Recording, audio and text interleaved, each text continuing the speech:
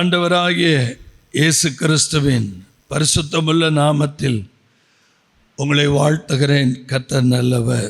அல்லேலூயா. ஆண்டவருடைய பரிசுத்த நாமம் மகிமைப்படுவதாக. யோபுவின் புஸ்தகம் 8ஆம் அதிகாரம் 7வது வசனம், பிரசங்கியின் புத்தகம் 7ஆம் அதிகாரம் 8வது வசனம் வாசிக்கலாம்.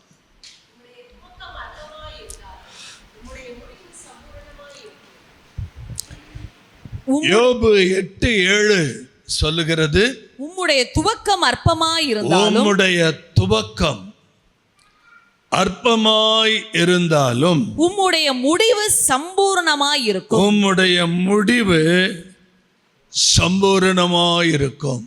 பிரசங்கியின் புத்தகம் 7ஆம் அதிகாரம் 8வது வசனம். துவக்கத்தை பார்க்கிலும், ஒரு காரியத்தின் துவக்கத்தை பார்க்கிலும் அதன் முடிவு நல்லது. அதன் முடிவு நல்லது. பெருமையுள்ளவனை பார்க்கிலும், பெருமை உள்ளவனை பார்க்கிலும் பொறுமையுள்ளவன் உத்தமன். அல்லேலூயா. யோபு 8:7 வாசிக்கிறோம், தேவனாகிய கர்த்தர் நம்முடைய துவக்கம் அற்பமாய் இருந்தாலும் நம்முடைய முடிவு சம்பூரணமாய் இருக்கும் என்று தீர்க்கதரிசி மூலமாக அருமையான யோபு இந்த காரியத்தை நமக்கு வலியுறுத்துகிறார். நம்ம எல்லாருடைய வாழ்க்கையிலுமே ஒருவேளை ஆரம்பமே துரிதமாய் கிடைத்த சுதந்திரம் சில பேருக்கு, ஆரம்பத்தில் ஒரு குறைவு இல்லாமல் வாழ்க்கையில் கஷ்டம்னா என்னன்னே தெரியாமல் எல்லாம் நிறைவாக இருக்கிறவர்களுக்கு உலகம் புரியாது, உலகத்தினுடைய காரியங்கள் விளங்காது, மற்றவர்களை குறித்து விளங்கி கொள்ள திராணி இருக்காது. அவர்கள் வாழ்க்கை ஒரு முழுமை இல்லாத, ஒரு செயலற்ற ஒரு வாழ்க்கையாக அது காணப்படும். உண்மையாகவே நம்முடைய ஆரம்பம் அற்பமாய் இருந்தாலும் போக போக போக போக நம்முடைய முடிவு எப்படி இருக்க வேண்டும்? சம்பூர்ணமாய் இருக்க வேண்டும். அல்லேலூயா. நம்முடைய வாழ்க்கையினுடைய துவக்கத்தையும் பாருங்க.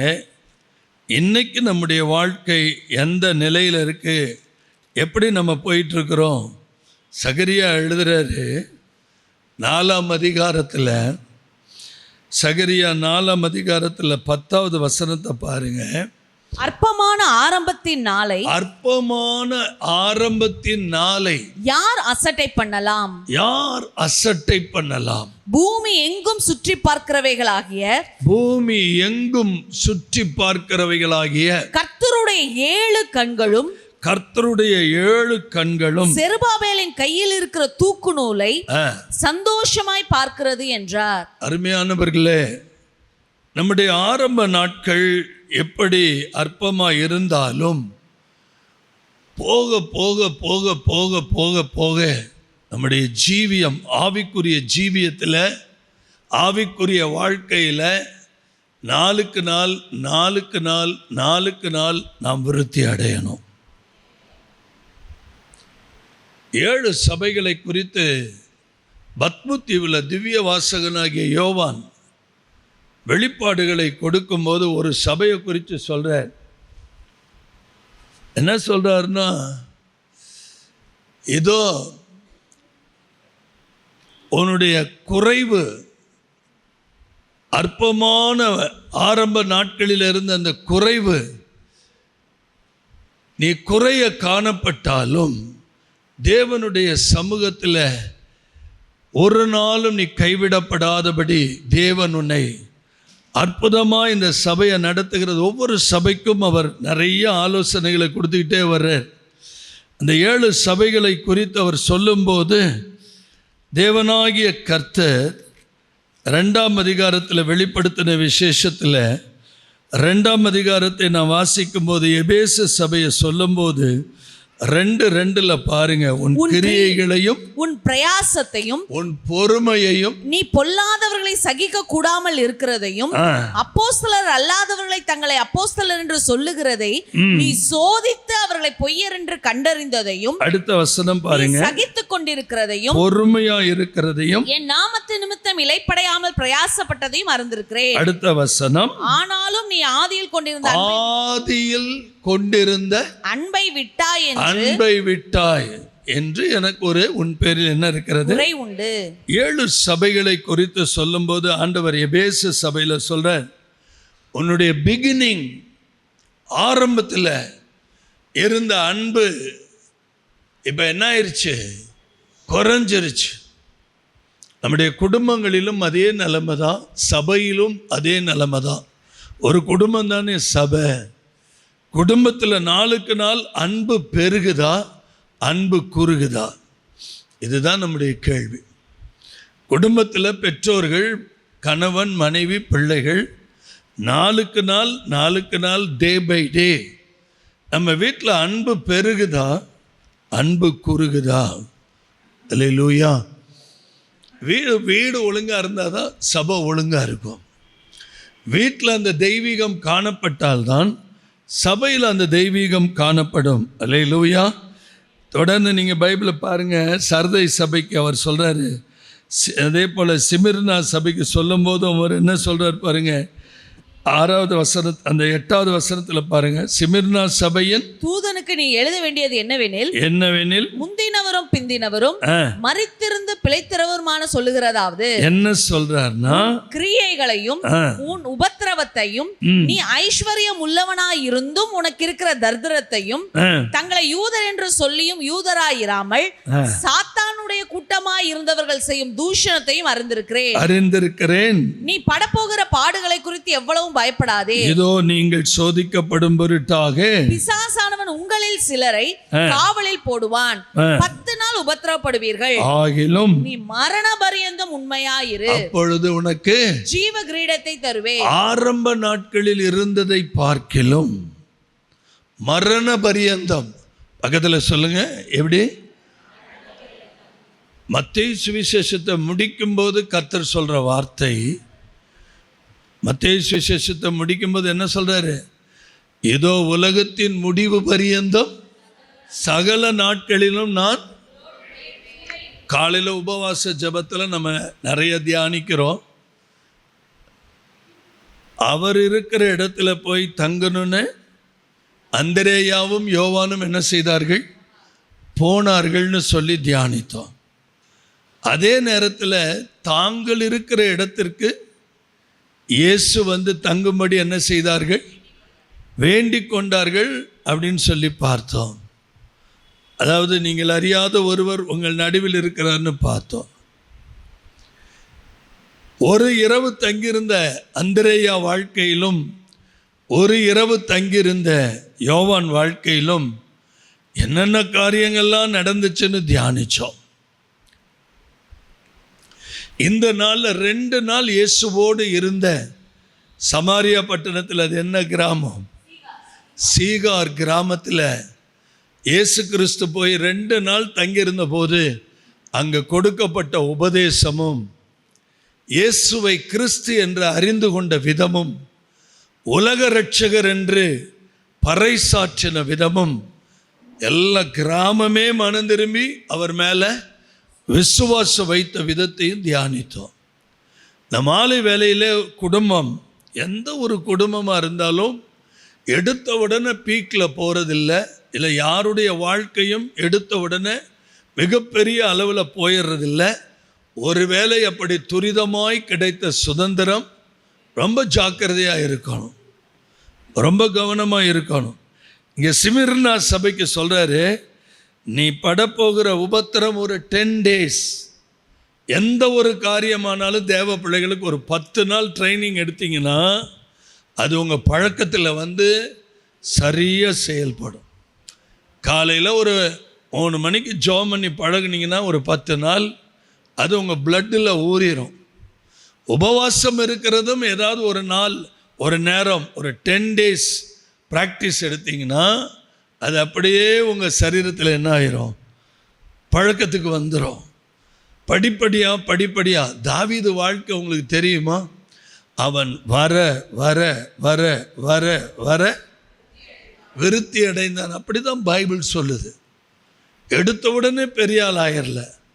ஆடுகளுக்கு பின்னாடி திரிந்த தாவீது, கர்த்தர் அவன் மேலே வைத்த அபிஷேகம் படிப்படியாக அவனை வாழ்க்கை என்ன பண்ணுச்சு, உயர்த்தினது. இந்த குடும்ப ஆசீர்வாதத்தில் ஆண்டவர் அதே காரியத்தை தான் உங்கள் வாழ்க்கையில் செய்ய போகிறார்.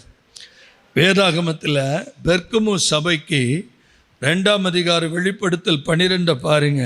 பெர்கமு சபையின் தூதனுக்கு நீ எழுத வேண்டியது என்னவெனில், பெர்கமு சபையினுடைய தூதனுக்கு எழுத வேண்டியது என்னவெனில், இருபுறமும் கருக்குள்ள பட்டயத்தை உடையவர் சொல்லுகிறதாவது. என்ன சொல்றார் பாருங்க, உன் கிரியைகளையும் சாத்தானுடைய சிங்காசனமா இருக்கிற இடத்தில் நீ குடியிருக்கிறதையும், அடுத்த வசனம் போடுங்க, நீ என் நாமத்தை பற்றி கொண்டிருக்கிறதையும், சாத்தான் குடிக்கொண்டிருக்கிற இடத்திலே உங்களுக்குள்ளே எனக்கு உண்மையுள்ள சாட்சியான அந்திபா என்பவன் கொல்லப்பட்ட நாட்களிலும் என்னை பற்றும் விசுவாசத்தை நீ மறுதலியாமல் இருந்ததையும் அறிந்திருக்கிறேன். அல்லேலூயா.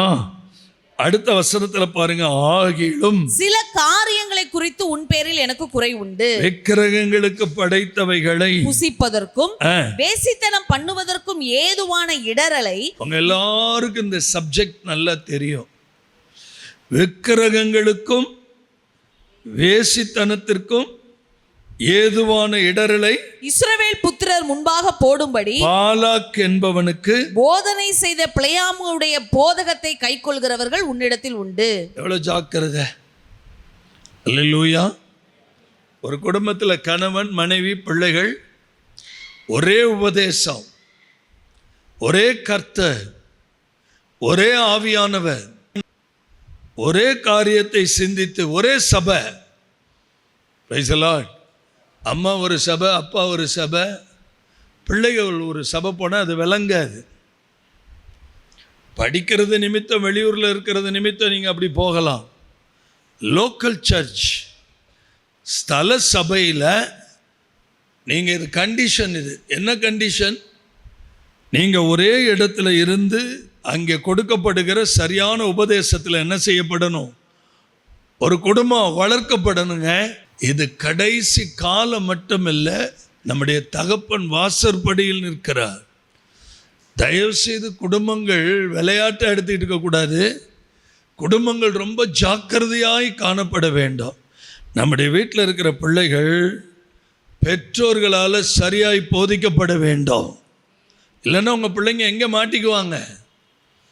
கள்ள போதனையில் மாட்டிக்குவாங்க. அங்கே பாருங்க, விக்கிரகங்களுக்கு படைத்தவைகளை புசிப்பதற்கும் வேசித்தனம் பண்ணுவதற்கும் ஏதுவான இடரலை இஸ்ரவேல் புத்திரர் முன்பாக போடும்படி அந்த பிழையாமனுடைய போதனை. பாலாக்கு கூப்பிடுறான். ஒரு பெரிய சேனை வருது, வெட்டுக்கிளிய போல. அந்த இஸ்ரவேல் ஜனங்களை சபிக்கணும் அப்படின்னு யாரை கூப்பிடுறான்? பிழையாம கூப்பிடுறான். ஒரு பெரிய ஜனத்திரள் வருது. என்னாகமத்தில் படிக்கிறோம், பெரிய கூட்டம் வருது. கணவன் மனைவி பிள்ளைகள் எல்லாம் அணி அணியா வகுத்து வர்றாங்க. பாலாக்கு ராஜா என்ன பண்றான்? பிழையாம பார்த்து, அந்த ஜனத்தை நீ சாபம் போடணும் வா அப்படின்னு சொல்லி மந்திரிகளை கூப்பிடுறான். மந்திரிகள் போய் கூப்பிடுறாங்க. பிழையாம், நான் கர்த்தர்ட்ட கேட்குறேங்கிறான். ஒரு தடவை அனுப்புகிறான், 2 தடவை அனுப்புகிறான், 3 தடவை அனுப்புகிறான். கர்த்தர் போகாதங்கிறார். எல்லாரும் கவனிக்கிறீங்களா? திரும்ப பிடிவாதமாக பிழையாம் போய் கர்த்தர்ட்ட கேட்குறான். இங்கே தான் ஒவ்வொரு குடும்பமும் நிதானிக்கணும். நீங்கள் ஆண்டவர் ஒரு காரியத்தை வேணான்னு ஒரு தடவை சொன்னால் அதில் புரிஞ்சுக்கணும். வேணான்னு 3 தடவை சொல்லிட்டார். ஆனாலும் திரும்ப அவன் போனதுனால இதுக்கு பேர் பர்மிசிவ் வில் அப்படின்னு பேர். தொலைஞ்சு போ அப்படின்னு அர்த்தம். அவன் அப்படியே வந்தான். கழுதை என்ன பண்ணுச்சு தெரியுமா? அவனை செவுத்தா வச்சு குத்துனுச்சு. அப்போ அவன் கேட்டான், ஏன் இப்படி பண்ணுற? அடிக்கிறான். நான் என்னைக்காவது உனக்கு இப்படி துரோகம் பண்ணியிருக்கிறேனா? வழியில் தூதன் நிற்கிறான், மறிக்கிறான். அல்லேலூயா. இந்த பிழையாம் நித்தியமான ஒரு கூலிக்காக இந்த பரிசுத்தமான வித்து, இந்த பரிசுத்தமான குடும்பங்கள், இந்த பரிசுத்தமான ஜனங்களை பாவத்தில் விழ வைக்கணும். என்ன செய்ய வைக்கணும்? பாவத்தில் விழ வைக்கணும். அதுக்கு என்ன பண்ணுறது? உங்களுடைய உறவாடுதல் இருக்குது பார்த்தீங்களா, உங்களுடைய நெருக்கம் இருக்குது பார்த்தீங்களா, அந்நிய நுகத்தோடு நீங்கள் பழகிற விதங்கள் இருக்குது பார்த்தீங்களா, இதில் நீங்கள் ஜாக்கிரதையாக இருக்கணும். Praise the Lord. நட்புக்காக, பழக்கத்துக்காக, ஃப்ரெண்ட்ஷிப்புக்காக நீங்கள் எதையாவது ஒன்று பண்ணினீங்கன்னா மாட்டிக்குவீங்க. இப்போ அந்த மாதிரி இருக்கிறதுனால இந்த வசனம் ரொம்ப தெளிவாக சொல்லுது, விக்கிரகங்களுக்கு படைத்தவைகளை புசிப்பதற்கும் வேசித்தனம் பண்ணுவதற்கு ஏதுவான இடரலை இஸ்ரவேல் புத்திரர் முன்பாக போடும் பாலாக்கு என்பவனுக்கு போதனை செய்த பிள்ளை. அப்போ ஆட்டோமேட்டிக்காக இஸ்ரவேல் யாரோட கலந்துச்சு? இஸ்ரவேல் என்ன பண்ணுச்சு? மோவாபியர்கள் மக்களோட என்ன பண்ணாங்க? கலந்தாங்க. கலந்த போது என்ன ஆயிருச்சு? அந்த பரிசுத்த வித்து பாவத்தில் விழுந்தது. இந்த குடும்ப ஆசீர்வாத கூட்டத்தில் நமக்கு தெரியாமல் நம்முடைய குடும்பத்தில் மறைந்திருக்கிற சாப கட்டுகள் இன்னைக்கு உடைக்கப்படணும். அல்லேலூயா. சில டிசீஸ்லாம் எதனாலே நமக்கே தெரியாது. சில வியாதிகளுக்கு நாள் கணக்காக ஜெபம் பண்ணிகிட்டு இருப்போம், ஆனால் என்ன பிரச்சனைன்னே தெரியாது. சில ஆவிகளை விரட்டும் போது ஆட்டோமேட்டிக்காக என்ன ஆயிரும்? சுகமாயிரும். சில அசுத்தங்கள் வெளியே போகும்போது ஆட்டோமேட்டிக்காக என்ன ஆயிரும்? சுகமாயிரும். இதெல்லாம் ப்ராக்டிக்கலாக உங்கள் வாழ்க்கையில் நம்ம ஊழியத்தில் பார்க்குறோம், வேத வசனத்தின் அடிப்படையில் பார்க்குறோம். நல்ல கவனிங்க. அடுத்த வசனத்தில் பார்த்தீங்கன்னா தெரியும், அப்படியே நிக்கோலாய் மதஸ்தருடைய போதகத்தை கைக்கொள்கிறவர்களும் உன்னிடத்தில் உண்டு, அதை நான் வெறுக்கிறேன். நீங்கள் சர்ச்சில் இவ்வளோ பெரிய காங்கிரிகேஷனில் விசுவாச பிள்ளைகளுக்கு நான் நேரடியாக பேசுகிறேன். உள்ளுக்குள்ள கலப்படமான உபதேசத்தை யாராவது உங்கள்கிட்ட திணிச்சா உடனே நீங்கள் அதை எனக்கு தெரியப்படுத்தணும். சத்தமாக ஒரு ஆமென் சொல்லுங்கள். உடனே நீங்கள் எனக்கு அதை தெரியப்படுத்தணும். உங்கள் மனதில் ஒரு டிஸ்டர்பன்ஸ் வந்துச்சுன்னா, உங்களிடத்தில் தவறான போதனைகளை யாராவது விதைச்சா அதை எனக்கு நீங்கள் உடனே தெரியப்படுத்தணும். அதை நான் உங்களுக்கு விலக்கி கொடுக்கறது மட்டும் இல்லை, அந்த குறிப்பிட்ட போதனையை உள்ளுக்குள்ளே வச்சுக்கிட்டு விஷம் பரப்புகிற ஆட்களை நம்ம இனம் கண்டுபிடிக்கணும். இது கொடிய காலம். அல்லேலூயா. குடும்பங்கள் சேதப்படுவது பல விதத்தில் சேதப்படும். உங்களுடைய ஆரம்பம் எதான் நான் சொல்கிறேன், நீங்கள் நாளுக்கு நாள் வேத வாசிப்பிலும் ஜபத்திலும் தியானத்திலும் குடும்ப ஜபத்திலும் நீங்கள் எந்த அளவுக்கு விழுந்து கிடக்கிறீங்களோ அந்த அளவுக்கு கர்த்தர் உங்களை மேன்மைப்படுத்துவார். தாவீது சொல்கிறாரு, சத்துரு என் மேலே ஜெயம் கொள்ளாததுனால நீர் என் மேல் எப்படி இருக்கிறீர் ஆண்டவரே? பிரியமாக இருக்கிறீர் என்று நான் அறிவேன். சத்துரு உங்கள் மேலே ஜெயம் எடுக்கக்கூடாது. எந்த சத்துருவும் உங்கள் மேலே ஜெயம் எடுக்கக்கூடாது. நீங்கள் அடுத்த ஒரு சர்ச் பாருங்கள், தியத்திரா சபை 2:18 பாருங்கள். தியத்திரா சபையின் தூதனுக்கு நீ எழுத வேண்டியது என்னவெனில், அக்கினி ஜுவாலை போன்ற கண்களும் பிரகாசமான வெண்கலம் போன்ற பாதங்களும் உள்ள தேவகுமாரன் சொல்லுகிறதாவது. தொடர்ந்து படிங்க. உன் கிரியைகளையும் உன் அன்பையும் உன் ஊழியத்தையும் உன் விசுவாசத்தையும், எதை? உன்னுடைய கிரியை, அன்பு, ஊழியம், விசுவாசம், உன் பொறுமையையும், பொறுமை, 5 காரியம். நீ முன்பு செய்த கிரியைகளிலும் பின்பு செய்த கிரியைகள் அதிகமாக இருக்கிறதையும் அறிந்திருக்கிறேன். இப்ப பக்கத்துல சொல்லுங்க, ஆரம்பம் அற்பமா இருந்தாலும் முடிவு எப்படி இருக்கணும்? இப்போ ஆரம்பத்தில் இருந்த கிரியைகளை விட இப்போ கிரியைகள் எப்படி இருக்கு? தியத்திரா சபையினுடைய கிரியைகள் எப்படி இருக்கு? பக்கத்தில் சொல்லுங்க, பக்கத்தில் கை கொடுத்து சொல்லுங்க. ஆரம்பத்தில் நம்ம ஆண்டவர் மேலே வச்சிருந்த அன்பை பார்க்கிலும், ஊழியத்தை பார்க்கிலும், கிரியைகளை பார்க்கிலும், விசுவாசத்தை பார்க்கிலும் இன்னும் அதிகமாக, இன்னும் அதிகமாக. ஏன்னா எவ்வளவு தூரத்துக்கு சத்துரு தன்னுடைய குதிங்கால தூக்குறானோ அந்த அளவுக்கு, ஏன்னா இது இருள் ஆட்சி பண்ணுகிற நேரம். எவ்வளவு தூரத்துக்கு பிசாசுடைய ஆதிக்கம் பெருகுதோ அந்த அளவுக்கு தேவ பலன் நமக்கு தேவை. கையை உயர்த்தி ஒரு ஆமேன். அடுத்து சர்தை சபையை பாருங்க, 3ஆம் அதிகாரம் 1வது வசனம். சர்தை சபையின் தூதனுக்கு நீ எழுத வேண்டியது என்னவெனில், தேவனுடைய 7 ஆவிகளையும் 7 நட்சத்திரங்களையும் உடையவர் சொல்லுகிறதாவது, உன் கிரியைகளை அறிந்திருக்கிறேன், நீ உயிருள்ளவன் என்று பெயர் கொண்டிருந்தும் செத்தவனாய் இருக்கிறாய். இப்ப நம்ம நிறைய பேர் சர்ச்சில் கண்டுபிடிக்க முடியாது. நிறைய பேர் சர்ச்சில் வெளித்தோற்றத்தை பார்த்து நீங்க என்ன பண்ண முடியாது, கண்டிப்பா கண்டுபிடிக்க முடியாது. நல்லா பாடுவாங்க, நல்ல ஸ்தோத்திரம் பண்ணுவாங்க சர்ச்சில், ஆனால் அந்தரங்க வாழ்க்கையில் என்ன இருக்காது, அந்தரங்க வாழ்க்கையில் ஜெபம் இருக்காது, கர்த்தரோட நெருங்கின தொடர்பு இருக்காது. உயிருள்ளவன் என்று பெயர் கொண்டிருந்தோம், எப்படி இருக்கிறான், செத்தவனாய் இருக்கிறாய். பர்சனல் லைஃப் தாங்க ரொம்ப முக்கியம். பக்கத்தில் கை கொடுத்து சொல்லுங்க, தனிப்பட்ட வாழ்க்கை. அதுவும் ஒரு குடும்ப தலைவன் சரியில்லைன்னு வச்சுக்கோங்க, கவனிக்கிறீங்களா? ஒரு குடும்ப தலைவன் சரியில்லைன்னு வைங்க, தலை சரியில்லைன்னா எப்படிங்க இருக்கும் சொல்லுங்க? தலை சரியில்லைன்னா எப்படி இருக்கும்? தலை சரியில்லைன்னா அந்த வீடே ஆடி போயிடும், அந்த வீடே ஆடி போயிடும். பெண்கள் எவ்வளவு தான் ஓடி ஓடி ஓடி சம்பாரித்து எவ்வளவு பிரயாசப்பட்டாலும் புருஷன் ஒழுங்கா இல்லையேங்கிற ஒரு வேதனை இந்த குடும்பத்தை என்ன பண்ணும்? நீ உயிருள்ளவன் என்று பெயர் கொண்டிருந்த நீ எப்படி இருக்கிற, செத்தவனாய் இருக்கிறாய். அடுத்த வசனம் பாருங்க, நீ விழித்துக்கொண்டு சாகிறதுக்கு ஏதுவாய் இருக்கிறவைகளை ஸ்திரப்படுத்து, உன் கிரியைகளை தேவனுக்கு முன் நிறைவுள்ளவைகளாக நான் காணவில்லை. இன்னும் நிறைவில்லை. உன்னுடைய கிரியைகள் கர்த்தருக்கு முன்பாக எப்படி இல்லை? தயவு செய்து இன்னைக்கு நம்முடைய குறைகளை கண்டுபிடிக்கணும், மற்றவர்களை அல்ல.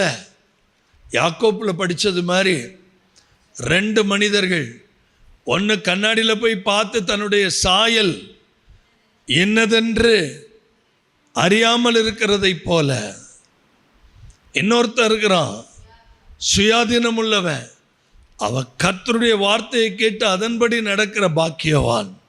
இந்த 2க்கு நிறைய வித்தியாசம் இருக்குது. ஒரு முறை கண்ணாடியில் பார்த்து அந்த சாயலை மறந்து போகிறவங்க அது ஒரு கூட்டம், ஆனால் கர்த்தருடைய வசனத்தை கேட்டு அதன்படி நடக்கிற ஒரு கூட்டம். Praise the Lord. வாசிக்கிற கூட்டமா, அதன்படி நடக்கிற கூட்டமா? உன்னுடைய கிரியைகள் தேவனுக்கு முன்னாடி குறைவா என்ன இருக்கா, இல்லை நிறைவுள்ளவளாக நான் என்ன காணலைங்கிறார். 1 கொரிந்தியர் 13:10 படிக்கும்போது நிறைவானவைகள் வரும்போது, அப்போ நம்ம சர்ச்சு, நம்ம குடும்பம், நம்முடைய வீடு, நம்முடைய எல்லைகள் ஆசீர்வதிக்கப்படாததற்கு என்ன காரணம்னு முதல்ல பார்க்கணும். அல்லேலூயா. கண்டிப்பாக அதுக்கு ஒரு விலைக்கரையை கொடுத்தே ஆகணுங்க. கண்டிப்பாக அதுக்கு ஒரு விலைக்கரையை நம்ம செலுத்தியே ஆகணும். நம்முடைய குடும்பம் தலைக்கிறதுக்கு நம்ம விலைக்கரையை செலுத்தணும். அல்லேலூயா. 6வது பிலதெல்பியா 3ஆம் அதிகாரம் 7வது வசனம். பிலடெல்பியா சபையின் தூதனுக்கு பிலதெல்பியா சபையின் தூதனுக்கு எழுத வேண்டியது என்னவெனில், பரிசுத்தம் உள்ளவரும் சத்தியம் உள்ளவரும் தாவீதின் திறவுகோலை உடையவரும் ஒருவரும் பூட்டக்கூடாதபடி திறக்கிறவரும் ஒருவரும் திறக்க கூடாதபடி பூட்டுகிறவருமாய் இருக்கிறவர் சொல்லுகிறதாவது, உன் கிரியைகளை அறிந்திருக்கிறேன், உனக்கு கொஞ்சம் பலன் இருந்தும். பக்கத்துல பார்த்து சொல்லுங்க, இன்னும் நல்ல சத்தம் போட்டு சொல்லுங்க, கொஞ்சம் பலன் இருந்தும். உனக்கு என்ன பலன்? இதுதான் நான் கிளைமேக்ஸ்க்கே கொண்டு வர்றேன். இந்த கொஞ்சத்தை நீங்க மறந்துட்டீங்கன்னாவே ஆபத்து. கொஞ்சத்தையும் மறக்கிறதுனால தான் பிரச்சனையே உங்க குடும்பத்தில். ஆவியானவர் தெளிவாக சொல்றாரு, இந்த சபை பிலதெல்பியா சபையை பார்த்து சொல்றாரு, உனக்கு ரொம்ப பலன்லாம் இல்லை. ஒவ்வொரு சபையும் ஒவ்வொரு வீடாக நினச்சிக்கோங்க. உனக்கு ரொம்ப பலன்லாம் இல்லை, ஆனால் உனக்கு என்ன பலன் இருக்கு? கொஞ்சம் பலன். கிதியோனை பார்த்து சொல்றான் தூதன், பராக்கிரமசாலியே, கர்த்தர் உன்னோடு இருக்கிறார். உனக்கு இருக்கிற இந்த திருச்சபையை பார்த்து என்ன சொல்றாரு? உனக்கு கொஞ்சம் பலன் இருந்தோ நீ என் நாமத்தை மறுதலியாமல் என் வசனத்தை கை கொண்டபடியினாலே திறந்த வாசலை உனக்கு முன்பாக வைத்திருக்கிறேன், அதை ஒருவனும் பூட்ட மாட்டான். அல்லேலூயா. நம்ம எல்லாரும் நிறைய தேடுறோம், பெருசா தேடுறோம். ஆனா இந்த கொஞ்சம் இருக்கு பார்த்தீங்களா, இந்த கொஞ்சத்தை நம்ம என்ன பண்ணிட்டோம், மறந்துட்டோம்.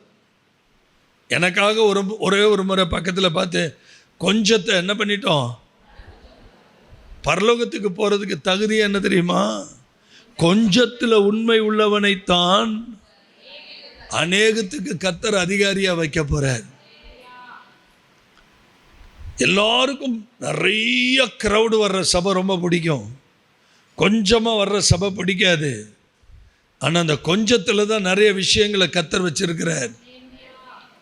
அந்த கொஞ்சத்தில் தான் ஏன் சிரோன்மணி சிஸ்டர் மட்டும் அல்லேலியா சொல்கிறாங்க, அறந்தாங்கிக்கு 10 பேர் தான் வர்றாங்க, ஆனால் நாங்கள் ஆவியோடு உண்மையோடு ஆராதிக்கிறோம். அந்த ஆமேனும் பார்த்தீங்களா வெயிட்டாக இருக்குது. கொஞ்சத்தை நீங்கள் அற்பமாக நினச்சிடாதீங்க. சிறு மந்தையே பயப்படாதுன்னு தான் சொன்னார். சிறு மந்தையே சின்னவன் 1000 அந்த சின்னதில் உண்மையை கற்றுக்கணும். பரலோகத்துக்கு 2 தகுதி தாங்க, பரலோகத்துக்கு 2 தகுதி தான். ஒன்று உண்மை, 2வது உத்தமம். இந்த உண்மையில் என்னென்ன வருதுன்னு பாருங்கள், வீட்டில் உட்காந்து உத்தமத்தில் என்னென்ன வருதுன்னு பாருங்கள். இது 2 சரி பண்ணிட்டீங்கன்னா எப்போ வேணாலும் பரலோகத்துக்கு கூப்பிட்டா ரெடியாக இருக்கலாம். அவர் அப்படி சொல்லி தான் கூப்பிடுவார். எப்படி கூப்பிடுவார்? உண்மையும் உத்தமமான, வேற எதை சொல்லியும் கூப்பிட மாட்டார். புதுக்கோட்டையிலே பெரிய சர்ச் வா அப்படின்னு கூப்பிட மாட்டார். மெட்ராஸ்லே பெரிய சர்ச் வா அப்படின்னு கூப்பிட மாட்டார். அவர் சொல்ல போகிற 2 வார்த்தை ரொம்ப சீரியஸ் மேட்டர். இது உண்மையும் உத்தமமான தேவ பிள்ளையே. ஒவ்வொருத்தருக்கும் அதுதான் வார்த்தை. நம்ம யாருக்குமே சாகணுங்கிற எண்ணமே, சாகணுங்கிற ஆசையே சத்தியமாக வராது. ஏன்? 90 வயசு பாட்டிக்கிட்ட போய் கேளுங்க, இன்னும் கொஞ்ச நாள் இருந்தால் தேவலை ராசா, அப்படி தான் சொல்லும் இல்லையா? யாருக்காவது சாகணுங்கிற ஆசை இருக்குதா? இன்னும் சத்தமே வரமாட்டேங்குது. ஏன்னா என்கிட்ட ஒருத்தர் வந்து சொன்னார், ஐயா நான் சாகவே கூடாதுயான்னார். எப்படிங்க? நான் சொல்லுங்க பார்க்கலாம். நான் சாகவே, எல்லாருக்கும் நான் ஒரு தடவை நம்ம வாட்ஸ்அப்பில் ஒரு அருமையான மெசேஜ் போட்டிருந்தேன். எத்தனை பேர் பார்த்தீங்கன்னு எனக்கு தெரியாது. ஆண்டவர் கையில் ஒரு புஸ்தகம் இருக்குது. பக்கத்தில் உங்கள் பிறப்பு தேதி இருக்குது. பக்கத்தில் என்ன இருக்குது? உங்கள் பிறப்பு தேதி ஆங்கிலத்தில் போட்டிருந்தேன். இயேசுவின் பருவத்தில் எத்தனை பேர் பார்த்தீங்கன்னு தெரியாது. ஸ்டேட்டஸ்லேயும் போட்டிருந்தேன். கடைசி பக்கத்தில் உங்கள் இறப்பின் தேதியும் போட்டிருக்கு. பக்கத்தில் பார்த்து சொல்லுங்கள், ஆண்டவர் கையில் உள்ள ஒரு புஸ்தகத்தில்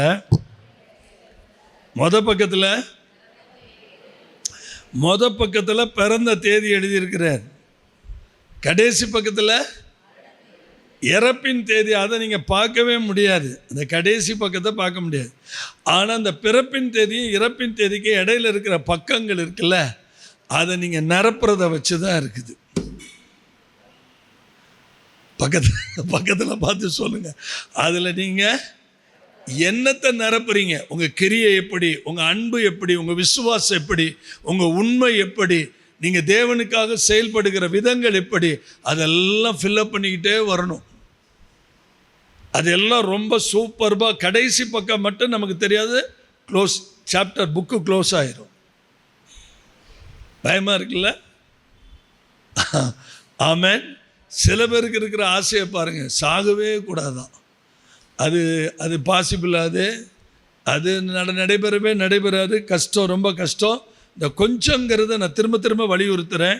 5 அப்பம் 2 மீன் தான். ஆனால் சாப்பிட்டவங்க எண்ணிக்கை எத்தனை பேர்? கொஞ்சம் தயவுசெய்து சத்தமாக சொல்லுங்கள். சாப்பிட்டவங்க எண்ணிக்கை 5000 பேரா? மீதி எத்தனை கூட? ஆண்டவருடைய லக்கத்தில் கூட எத்தனை கூடையை தான் தூக்கிட்டு போக சொன்னார்? 12 கூட. எத்தனை சீஷர்கள்? 12 சீஷர்கள். இப்போ இன்னொன்று நான் சொல்ல போகிறேன், அது கொஞ்சம் டேஞ்சர் தான். இதெல்லாம் நான் யூகிச்சிட்டு வரல. இங்கேருந்து ஆண்டவர் பேசிக்கிட்டே இருக்கார். அந்த 12 பேரை ஃபில்டர் பண்ணி 3 பேரை தான் எங்கே கூட்டிகிட்டு போனார்? அந்த கொஞ்சத்தை தான் விரும்பினார். தான் ஜெபிக்க போகிற இடத்துக்கு எத்தனை பேரை தான் கூட்டிகிட்டு போனார்?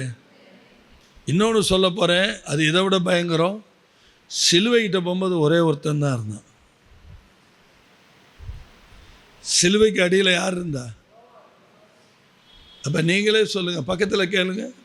12 பேர் இருந்தாங்களே, 12 பேரில் ஜெபத்துக்கு கூட்டிகிட்டு போனது எத்தனை பேர்? சாகும்போது சிலுவைக்கிட்ட நின்னது கடைசி வரைக்கும் கர்த்தரிடத்தில். நீங்கள் அந்த கல்வாரிக்கு போய் பக்கத்தில் நிற்கும்போது பாருங்க, அவனுக்கு ஐடென்டிஃபிகேஷனே என்ன தெரியுமா? அவர் மார்பில் சாய்ந்திருந்தவன், அவர் அதிகமாக நேசித்தவன். ஆனால் வாயை திறந்து என்ன அந்த இடத்துல பேரை மட்டும் என்ன பண்ணலை? யோவான்னு வர வார்த்தையே வரல. மார்பிலே சாய்ந்திருந்தவன், இயேசுவின் மேல் அன்பாயிருந்தவன். பாருங்களேன், நீங்களும் நானும் எப்படி வாழணும் தெரியுமா? இந்த வெளித்தோட்டத்தில் வெளிப்பிரகாரமான பேச்சில் ஆவுன்னு கத்துறதுல எதுவுமே கிடையாது. நம்முடைய உள்ளான மனுஷன் ஆரம்ப நாட்களில் இருந்ததை விட அன்பிலும் விசுவாசத்திலும் கிரியைகளிலும் வசனத்திலும் தேவனுடைய ஆளுகைக்குள்ள நாளுக்கு நாள் உபத்திரவம் வந்தாலும், பாடுகள் வந்தாலும், நிந்தைகள் வந்தாலும், அவமானங்கள் வந்தாலும் தைரியமாக நிற்கணும். சத்தா வரலையே? அல்லேலூயா. நீங்கள் எபிரேயர் 11 படிச்சிருக்கீங்களா? பிள்ளைகளை சாக கொடுத்தாங்க, தேவராஜ்யத்துக்காக குகைகளில் போய் தங்கினாங்க. அவங்க விடுதலை பெற சம்மதம் இல்லாமல் தங்க ஜீவனை அர்ப்பணித்தாங்க. 1ஆம் நூற்றாண்டு கிறிஸ்தவர்கள். இன்னைக்கு நம்ம அப்படியே பாடுபட்டு கிடக்கிறோம். இன்னைக்கு சும்மா வீட்டில் இதெல்லாம் நம்ம அனுபவிக்கிறதெல்லாம் பாடுகளே கிடையாது. அதை மட்டும் கொஞ்சம் வாயை திறந்து தைரியமாக சொல்லுங்க. உன் இருதயம் நங்கூர மாதிரி கர்த்தர்ட்ட நிற்கணும். உன் இருதயம் உபத்திரவத்தையும் வேதனையும் பாடுகளையும் ஒரு நாள் உனக்கு வரக்கூடிய இதெல்லாம் உன்னை தேவ ராஜ்யத்துக்கு நேராக குடும்பங்களை அனுபவிக்கிற அத்தனையும் கர்த்தருடைய ராஜ்யத்துக்கு உன்னை பக்குவப்படுத்திக்கிட்டே இருக்கிறார் கர்த்தர். சத்தம் போட்டு அல்லேலூயா சொல்லிடுங்களே. அப்போ நீங்கள் இந்த கொஞ்சத்தை மறந்துடவே கூடாது. சொல்லுங்கள் பக்கத்தில் பார்த்து. ஆண்டவர் ஃபில்டர் பண்ணி தாவீதோடு இருந்தவங்க எவ்வளோ பேர்? ஒரு பெரிய கூட்டம். கிதியோனோட இருந்தவங்க பெரிய கூட்டம். ஆண்டவர் அதில் செலக்ட் பண்ணார். நக்கி குடிக்கிறவங்கள தனியாக பிரிச்சிரு, அள்ளி குடிக்கிறவங்க தனியாக என்ன பண்ணிடு, பிரிச்சிரு. ஆண்டவருக்கு தேவை கொஞ்சத்தை வச்சு அவர் சாதிப்பார். அருமையான வார்த்தைங்க இந்த வார்த்தை. உனக்கு கொஞ்சம் இன்றைக்கி நான் சொல்கிறது நல்லா புரிஞ்சுக்கங்க. இப்போ கொஞ்சம் பலன் இருக்கா? அதனால தான் நான் ஞாயிற்றுக்கிழமை சொன்னேன், அவர் மங்கி எரிகிற திரி என்ன பண்ண மாட்டார். இப்போ கொஞ்சம் பலன் இருக்குல்ல, அதை பிடிச்சி பிக்கப் பண்ணி மேலே வாங்க. மூப்பர்கள் உன் மேல் கைகளை வைத்த போது உனக்கு உண்டாயிருந்த ஆவிக்குரிய வரத்தை நீ அனல் மூட்டு. உங்கள் கையில் தான் இருக்கு. பக்கத்தில் பார்த்து கை கொடுத்து சொல்லுங்க, அனல் மூட்டு. ஏங்க செல்ஃபோனில் சார்ஜ் போயிருச்சுன்னா உடனே என்ன பண்ணுறீங்க? எங்கடா வச்ச சார்ஜரை, எங்கடா வச்ச, என்ன பாடுபடுறீங்க? ஏங்க இந்த ஆத்துமாவில் சார்ஜ் போயிருச்சு, உடனே தேவ சமூகத்துக்கு ஓடி போய் கதவை சாத்தி காத்தாரா சந்தல்லா தூராமா காத்தா 1 hour பேசுனீங்கன்னா பேட்ரி ஃபுல்லாயிரும். ஐயோ, உங்களுக்கு செல்ஃபோனை சார்ஜ் பண்ணியே நீங்கள் சார்ஜ் இல்லாமல் போயிட்டீங்க. நீங்கள் என்ன இல்லாமல் போயிட்டீங்க? சார்ஜே இல்லாமல் போயிட்டீங்க.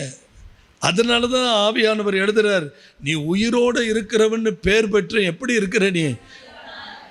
நிறைய குடும்பத்தை நான் பார்க்குறேங்க, ரோட்டில் கணவன் மனைவி கைப்பிடிச்சு வயசானவங்க, வீட்டில் அவ்வளவு வறுமைங்க, வீட்டில் அவ்வளோ கஷ்டம். ஆனால் அவங்க முகத்தில் எவ்வளவு செழிப்பு சிரிப்பு. அவங்களுக்கு மட்டும் இயேசுவை தெரிஞ்சால் இந்த உலகத்தை என்ன கலக்கிடுவாங்க. Praise the Lord. அவங்களுக்கு ஏசப்பா மட்டும்தான் தெரியலை. சும்மா எப்போ பார்த்தாலும் இங்கே வலிக்குது, இங்கே வலிக்குது, இங்கே வலிக்குது, உடம்பு இருக்கிற வரைக்கும் வலி இருந்துக்கிட்டே இருக்கும். பக்கத்தில் சொல்லுங்கள், உடம்பு இருக்கிற வரைக்கும். அப்போ அந்த வலியை எப்படி ஜெயிக்கிறது? Inner man. வெளிப்புறமான மனுஷனுக்கு காலை சாப்பாடு, மதிய சாப்பாடு, ராத்திரி சாப்பாடு, பசிக்கிற நேரத்தில் டீ, காப்பி, ஜூஸு, இது கரெக்டாக போகுது இல்லை? உள்ளுக்குள்ளேருந்து ஒருத்தர் சொல்லிக்கிட்டே இருக்கான், டேய் சகாயராஜ் என்னையும் கொஞ்சம் கவனிடா. என்ன சத்தம் இல்லை? டேய் சகாயராஜ் என்னையும் கொஞ்சம் என்ன பண்ணு. அவன் தான் உள்ளான மனுஷன். நான் ரொம்ப செத்து போய் கிடக்கிறேன்டா, சத்து இல்லாமல் இருக்கிறேன்டா. டேய் இன்னைக்கு நீ பைபிள் படிக்காமல் போனால் நான் செத்துருவேன். அந்த சத்தம்லாம் உங்கள் காதில் விழுகலையோ? நீ கிட்டார் வாசிக்கிறவன்கிட்ட போய் நீங்கள் பார்த்தீங்கன்னா, ஒரு நாள் என்னுடைய கிட்டாரை நான் கையில் எடுக்கலைன்னா என்னுடைய ஸ்ட்ரிங்ஸை நான் என்ன பண்ண முடியாது, ஹேண்ட்லிங் பண்ண முடியாதுங்கிறான் ஒரு கிட்டாரிஸ்ட். ஒரு நாள். அப்போ தேவ பிள்ளைகள் ஒரு நாள் பைபிள் படிக்கலைன்னா, ஜெபிக்கலைன்னா, கர்த்தரோட போய் ஐக்கியப்படலைன்னா ஆத்மாவில் என்ன இருக்காது? ஆத்மாவில் பலன் இல்லாமல் போகும்போது தான் சரீரத்தில் இங்கே குத்துது, இங்கே குடையுது, இங்கே இடிக்குது, இங்கே மூட்டை. இதுதான் பிரச்சனை. ஆவியில் பலன் கொள்ளுங்க, உடம்பு கம்பீரமாக மாறிடும். சத்தம் இல்லையே? பழைய லாரி, டீசல் லாரி எல்லாம் பார்த்துருக்கீங்களா? அந்த டீசல் டேங்கில் போட்டிருக்கோம் தினமும் எண்ணெய். அது ஏங்க தினமும் எண்ணெய் கவனி? நம்ம ஆளுங்க டீசலே இல்லாமல் ஓட்டிகிட்டு போவான், சத்தமே வரமாட்டேங்குது. நம்ம ஆளுங்க என்ன இல்லாமல் ஓட்டுவான். அதாவது பரவாயில்ல, சைக்கிள் டயரில் காற்றே இல்லாமல் ஓட்டுவான். கிருபை பெற்றவங்க அது பஞ்சர் ஆகிற வரைக்கும் ஓட்டுவாங்க.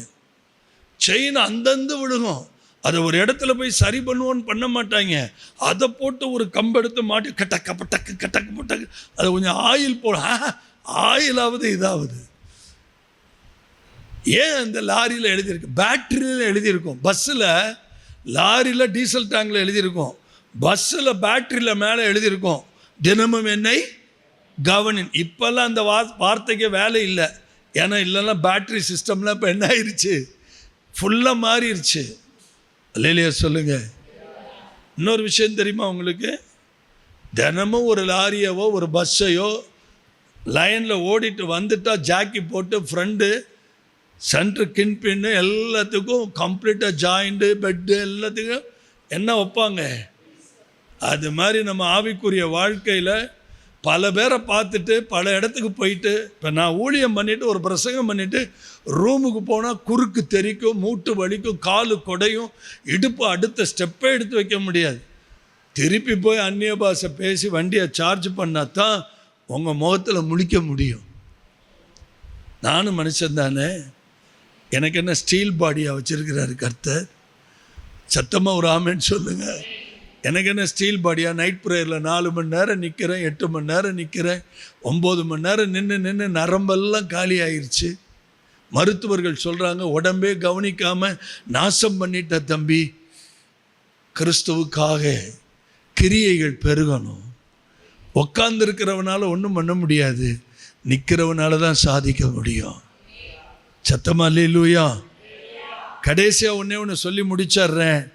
லவோதிக்கா, பக்கத்தில் பார்த்து சொல்லுங்க.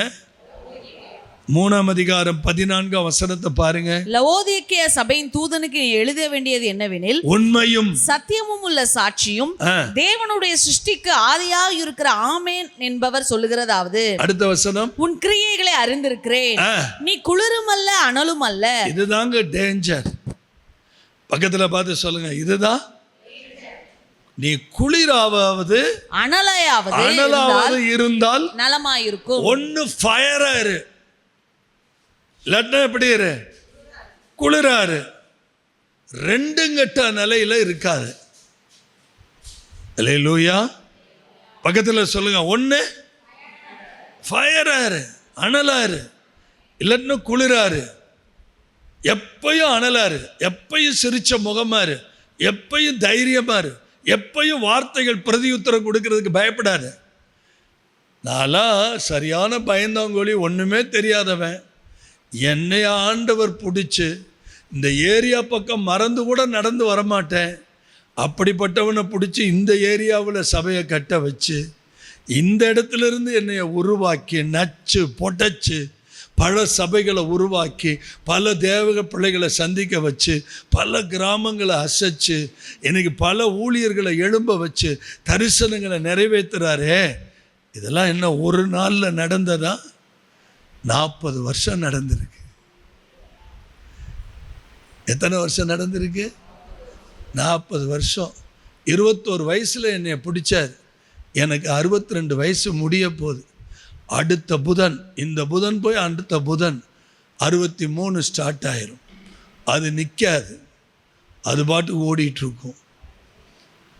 இல்லையா சொல்லுங்க. வயசான ஒருத்தர் வந்து என்கிட்ட பேசினார். உங்கள் வயசு என்னன்னு கேட்டேன். 54. தூக்கி வாரி போட்டுச்சு. எங்கேயா படிக்க? இல்லை இவ்வளோ வயசானவங்க மாதிரி இருக்கீங்க. என்னையா பண்ணுறது? என்ன கேட்டார். உங்கள் வயசு என்னன்னு கேட்டார். 62. ஐயா நீங்கள் இளைஞன் மாதிரி இருக்கிறீங்களே ஐயா. 62 மாதிரியே தெரியலையே ஐயா. ஆமாம், கிரியைகளை வசனம் இருந்தால் உங்களுக்கு வாழ்வு. பக்கத்தில் சொல்லுங்கள், வசனம் இருந்தால், அபிஷேகம் இருந்தால் நல்ல பலன். வசனம் இருந்தால் வாழ்வு. அபிஷேகம் கூடிக்கிட்டே இருக்கணும். அபிஷேகம் குறையவே கூடாது. நீங்கள் என்னை நல்லா கவனிச்சிருந்தீங்கன்னா வெளி மீட்டிங் முடிச்சுட்டு வந்தால் சிங்கம் மாதிரி வருவேன்.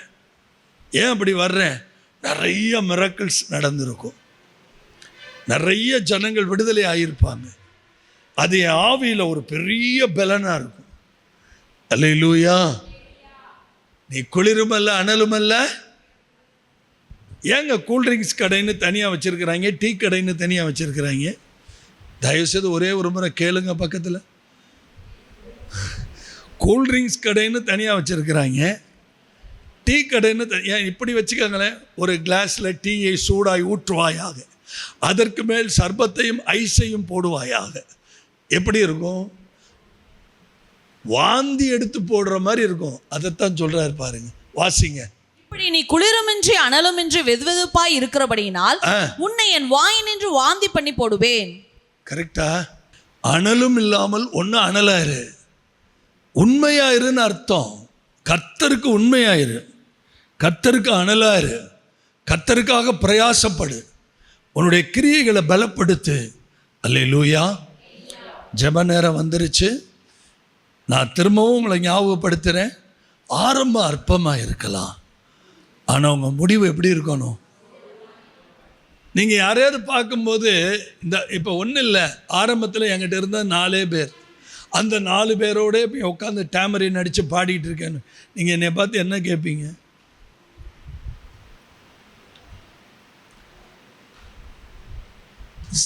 சரி, என் கூட ஆரம்பத்திலேருந்து இருக்கிறவங்க யாராவது ஒருத்தவங்க கை தூக்குங்க. ஆரம்பத்திலேருந்து என்னை பார்க்குறவங்க 1984 இல்லை 86, 88 அப்படி வச்சுக்குவோம். எஸ்ஐகேலாம் எப்போ வந்தீங்க? 90. பார்க்குறீங்க. நீங்கள் ஏதாவது ஒரு வார்த்தை சொல்லுங்கள் பிரதர், சாட்சியாக அவங்களுக்கு எந்திரிச்சு நின்று ஒரு வார்த்தை சொல்லுங்கள். 90 நீங்கள் என்னை எப்படி பார்த்தீங்க? இப்போ 2026 என்னை எப்படி பார்க்குது? எளிமை சொல்லுங்கள் எஸ்ஐகேயா, சும்மா ஒரு வார்த்தை சொல்லுங்கள். மனசில் என்ன படுதோ அதை சொல்லுங்க. எல்லாரும் கவனிக்கிறீங்களா? 90 எங்களுக்கு சபையே கிடையாது. வீடுகள் தோறும் ஜபக்கூட்டம். ஒவ்வொரு வீட்லையும் வந்து ஜபக்கூட்டம் நடத்தும் போது என்னை கவனிச்சு பார்த்தவர் தம்பி பாலமுருகன்.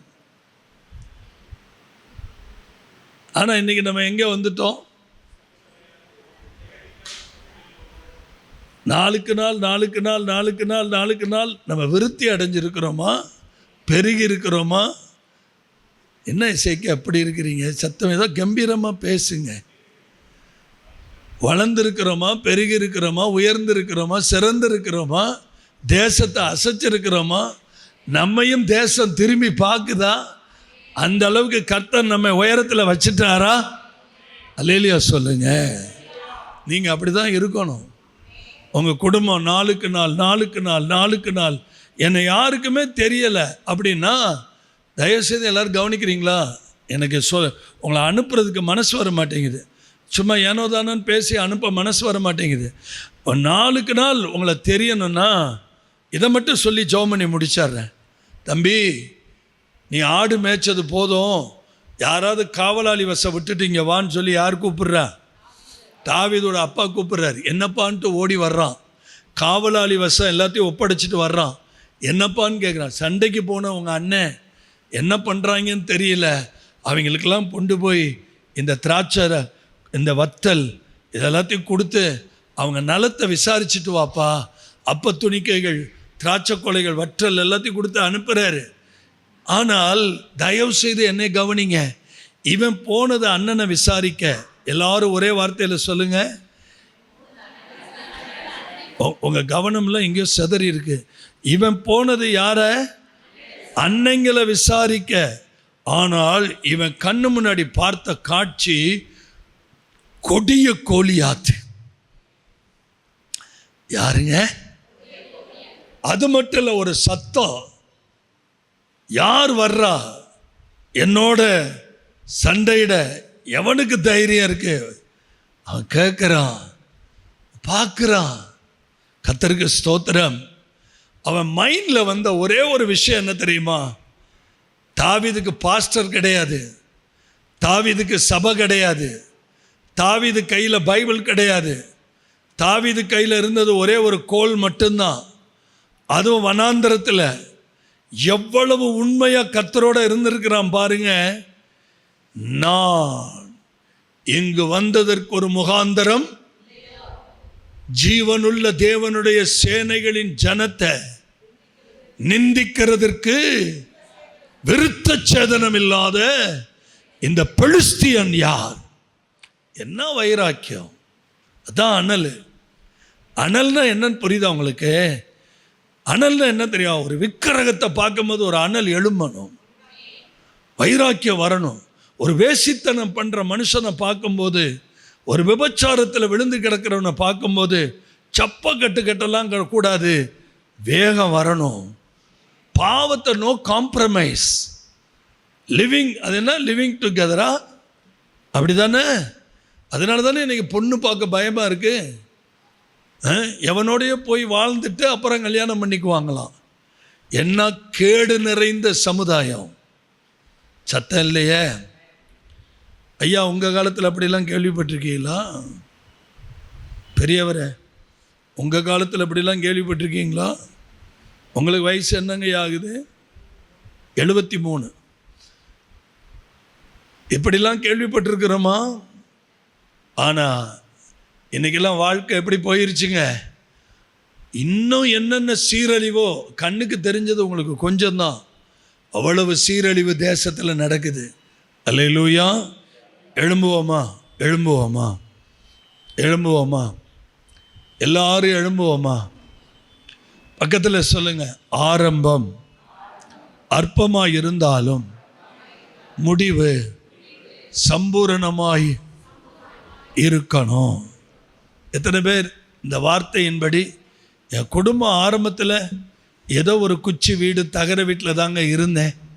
இன்றைக்கி கர்த்தருடைய கிருபையினால் பிள்ளைகள் தலையெடுத்து வேலைக்கு போய் சம்பாதித்து ஒரு மச்சு வீடு கட்ட கர்த்தர் உதவி செய்திருக்கிறாருங்க. அதை காட்டிலும் இப்போ என் பிள்ளைக்கு ஒரு நல்ல வரன் வந்திருக்குங்க. இப்போ திருமணமாகி பிள்ளை நல்லா இருக்கிறாங்க. அதை விட சந்தோஷம், இப்போ நாங்கள் குடும்பமாக கர்த்தரை சேவிக்கிறோங்க. நானும் என் வீட்டாருமோ என்றால் யாரை சேவிக்கிறோம்? கர்த்தரையே சேவிக்கிறோங்க. எங்களுக்கு பழைய பிரச்சனையெல்லாம் பெருசாக தெரியல. இன்றைக்கி எங்கள் குடும்பம் ஆரோக்கியமாக இருக்குது. நாங்கள் படப்போகிற பாடுகளை குறித்து எவ்வளவாகிலும் எங்களுக்கு என்ன இல்லை, பயம் இல்லை. உபத்திரம் வரலாம், பாடுகள் வரலாம், நிந்தைகள் வரலாம், அவமானங்கள் வரலாம். ஆனால் நாங்கள் அன்பை விடமாட்டோம், விசுவாசத்தை விடமாட்டோம், கிரியையை விடமாட்டோம், தேவனுக்காக சாதிக்கிறத என்ன பண்ண மாட்டோம், விடமாட்டோம். அனலாக இருப்போம். அல்லேலூயா! கிருபையே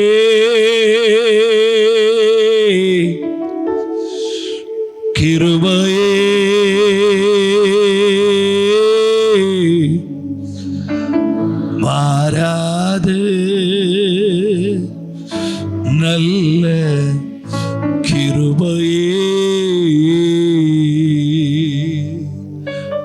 உங்க கிருபைதான் என்னை தாங்குகின்றது, உங்க கிருபைதான் நடத்துகின்றது, உங்க கிருபைதான் என்னை தாங்குகின்றது, கிருபைதான் நடத்துகின்றது. கிருபையே கிருபையே மாறாத நல்ல கிருபையே, கிருபையே கிருபையே மாறாத நல்ல கிருபையே.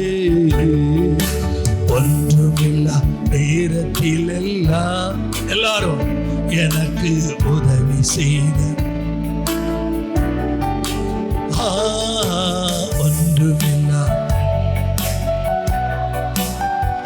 எனக்கு உதவி செய்த கிருபை. சந்தோஷமா பாடுங்க. கிருபையே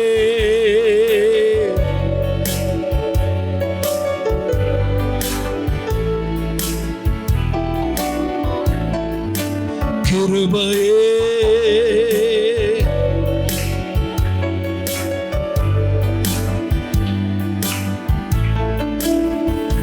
உங்க கிருபைதான் என்னை தாங்குகின்றது, உங்க கிருபைதான் நடத்துகின்றது, உங்க கிருபைதான். லதர சந்தலரகரா. ஜெபிப்போமா. வானத்தையும் பூமியையும் படைத்த சர்வ வல்லமை நிறைந்த எங்கள் அன்பின் பரலோக பிதாவே, உமது ஆரம்பம் அற்பமா இருந்தாலும் முடிவு சம்பூர்ணமா இருக்கும் என்று சொன்னவரே, இந்த இடத்தில் வந்திருக்கிற ஒவ்வொரு தேவ பிள்ளைகள் மேலும் ஆட்டுக்குட்டியானவருடைய இரத்தம் தெளிக்கப்படுவதாக, கல்வாரி இரத்தம் தெளிக்கப்படுவதாக, பரிசுத்த இரத்தம் தெளிக்கப்படுவதாக. பலவீனப்படுத்துகிற வல்லமைகள், சோர்வுக்குள்ளாக்குகிற வல்லமைகள், அதைரியப்படுத்துகிற வல்லமைகள், சரீரங்களை பலவீனப்படுத்துகிற வல்லமைகள் இயேசுவின் நாமத்தினாலே விலகி போ.